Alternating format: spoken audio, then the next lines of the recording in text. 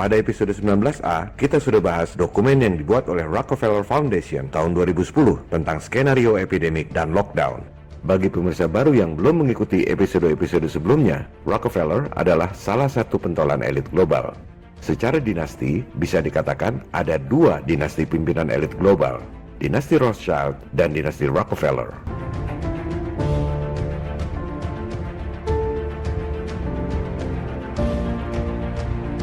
Rothschild lebih dulu ada, menguasai pemerintahan dan bank-bank sentral di Eropa. Rockefeller berkiprah 100 tahun setelah Rothschild, menguasai pemerintahan dan bank sentral Amerika. Rockefeller lebih kaya dari semua pemerintah di dunia, termasuk Amerika. Mereka lah yang kasih utang ke seluruh negara di dunia.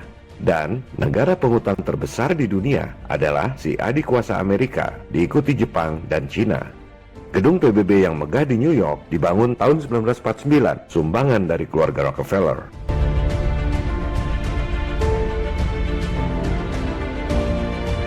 PBB, World Bank, IMF adalah kaki tangan elit global. Mereka berkedok sebagai lembaga-lembaga yang bekerja untuk kemaslahatan umat di dunia. Padahal sebenarnya bertujuan untuk mengontrol semua negara di dunia. Modus penjajahan gaya baru ini sudah lama diketahui oleh bapak bangsa kita, Soekarno. Presiden Soekarno menyebutnya sebagai nekolim, neokolonialisme dan imperialisme.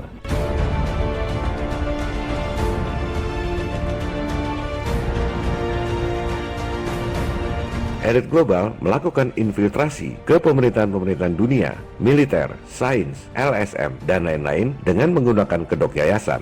Seolah-olah mereka bekerja untuk kebaikan umat manusia di dunia.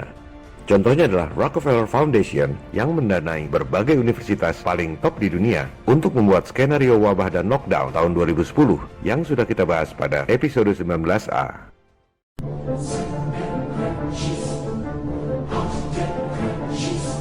Sekarang kita dengar apa kata Rockefeller tentang tudingan bahwa keluarganya adalah elit global yang berkonspirasi merugikan umat manusia lain untuk menciptakan pemerintahan diktator dan otoriter, New World Order.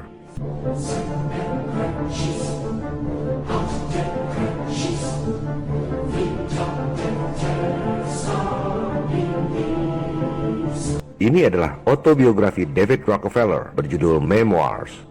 Silakan Anda buka halaman 405. David Rockefeller menulis, selama lebih dari 1 abad, para ekstremis ideologis dari seluruh spektrum politik telah memaksakan berbagai insiden terkenal untuk menyerang keluarga Rockefeller dengan tuduhan bahwa kami memiliki peran yang sangat kuat untuk mempengaruhi institusi-institusi politik dan ekonomi Amerika. Perhatikan, Rockefeller menyebut para pejuang kemanusiaan seperti kita ini sebagai ekstremis ideologis. Selanjutnya, ia menulis, sebagian bahkan percaya bahwa kami adalah bagian dari sekte rahasia yang bekerja bertentangan dengan kepentingan nasional Amerika Serikat, mengelompokkan keluarga kami sebagai internasionalis, dan berkonspirasi dengan pihak-pihak lain di seluruh dunia untuk membentuk struktur politik dan ekonomi global yang lebih terintegrasi. One World, istilah Anda. Perhatikan pemilihan kata yang sangat cerdas dari seorang Rockefeller. Dalam satu alinea, ia merangkum 5 hal yang sangat-sangat penting. Pertama, sekte rahasia, maksudnya Illuminati. 2, bertentangan dengan kepentingan nasional Amerika Serikat, maksudnya merugikan bangsa Amerika. 3, internasionalis. Ini istilah lain dari globalis alias elit global. Internasionalis atau globalis tak punya batas kenegaraan, tak peduli merugikan bangsa Amerika atau bangsa-bangsa lain. Keempat, konspirasi. Ia akan jelaskan itu semua teori konspirasi atau fakta konspirasi. Dan kelima, One World, maksudnya One World Government alias New World Order. 5 tuduhan yang sangat fatal dirangkum dengan sangat cerdas dalam satu alinea pendek. Lantas, apa jawaban dia? David Rockefeller menjawab, "If that's the charge, I stand guilty, and I'm proud of it." Kalau itu tuduhannya, saya ngaku salah dan saya bangga dengan itu. Atau dalam bahasa gaul, gua emang iblis, terus lu mau apa?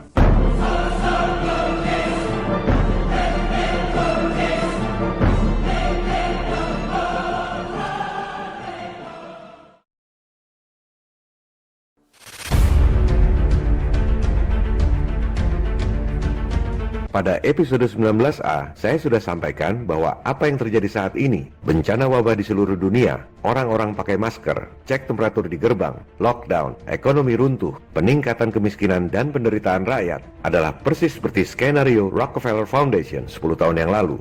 Di episode 19B ini, saya juga sampaikan bahwa Rockefeller sendiri mengaku bahwa ia adalah sekte rahasia yang bertentangan dengan kepentingan rakyat, berkonspirasi di seluruh dunia untuk menciptakan New World Order. Jadi, yang jahat sebenarnya bukan negara atau pemerintah Amerika, melainkan para elit swasta yang kebetulan banyak tinggal di sana. Rakyat Amerika sendiri sudah dirampok habis-habisan oleh para elit di sana. Cina duluan lockdown dan sembuh adalah bagian dari skenario 10 tahun yang lalu.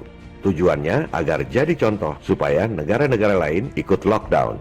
Sementara Amerika memang disetting untuk lambat lockdown, di mana nantinya akan disalahkan sebagai penyebab makin berjangkitnya virus. Itu semua adalah bagian dari skenario 10 tahun yang lalu.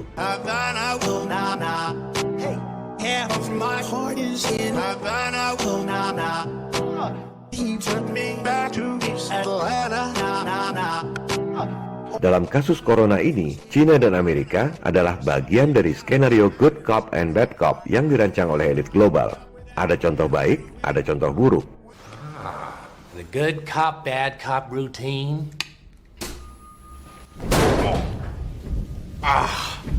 Apa yang saya sampaikan di episode 18 bahwa elit global akan datang pura-pura menawarkan bantuan utang sudah menjadi kenyataan. Indonesia baru saja menerbitkan surat utang alias bond terbesar sepanjang sejarah. Total 4,3 miliar dolar atau sekitar 70 triliun rupiah yang harus ditanggung oleh Anda dan anak cucu Anda sampai 50 tahun ke depan akibat krisis corona. Padahal para bankster elit kasih utang sebesar 70 triliun itu dengan modal dengkul. Jangan salahkan pemerintah Indonesia karena semua hanya ikut sistem yang diterapkan oleh elit global di seluruh dunia.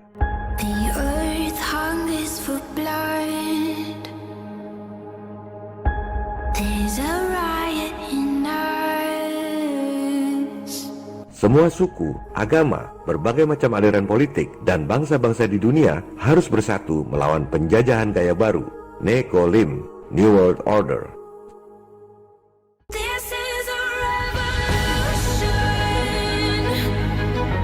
I hate imperialism. I detest colonialism.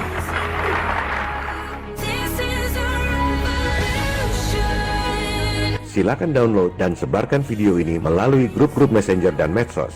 Jangan berpikir upaya kita melawan kezaliman global ini berhasil atau tidak. Sebab apa yang kita lakukan dalam hidup bergema di keabadian. This is a revolution. What we do in life echoes in eternity. Salam People Power.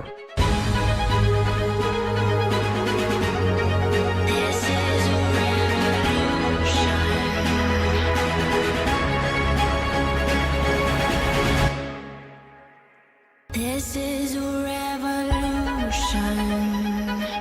Revolusimu belum selesai. Jangan berhenti.